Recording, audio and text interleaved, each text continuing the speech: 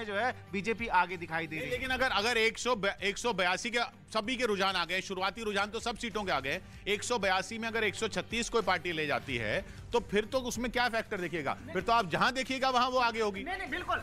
पिछली बार जो क्या हुआ था कि अर्बन में तो पूरी तरीके से बीजेपी ने बहुत जबरदस्त डोमिनेंट परफॉर्मेंस की थी, लेकिन रूरल में उसने खराब किया था, इसीलिए 99 सीटों पे आ गई थी। लेकिन इस बार रूरल और अर्बन दोनों अच्छे जा रहे हैं, इसलिए 136 की फिगर। अब ये देखना होगा कि आम आदमी पार्टी ने बीजेपी को रूरल में फायदा पहुंचाया।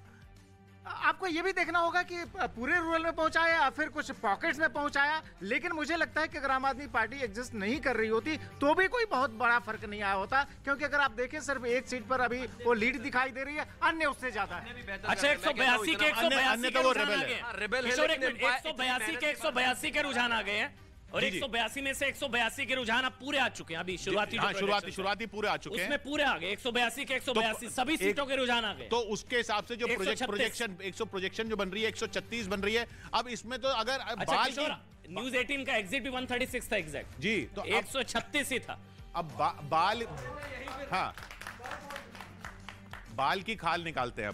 अब बताइए कि ये 149 क्यों नहीं पहुंचा ये माधव सिंह सोलंकी वाला? देखिए 149 एक ऐसा समय में वो आया था रिजल्ट 1985 में, जबकि माधव सिंह सोलंकी ने ओबीसी रिजर्वेशन को लागू किया था और क्षत्रिय हरिजन आदिवासी मुस्लिम एक इतना स्ट्रॉन्ग कॉम्बिनेशन बना था और उसके ऊपर रिजर्वेशन का जो कहते हैं ना केक था, आइसिंग ऑन द केक। अभी भी वहां पहुंच सकते हैं, पॉसिबिलिटी तो है। देखिए पॉसिबिलिटी तो पॉलिटिक्स में हर चीज की हो सकती है, और अगर पॉसिबिलिटी 149 सॉरी रोक रहा हूँ। रितिका हमें बुलानी है। रितिका कहाँ पे आप?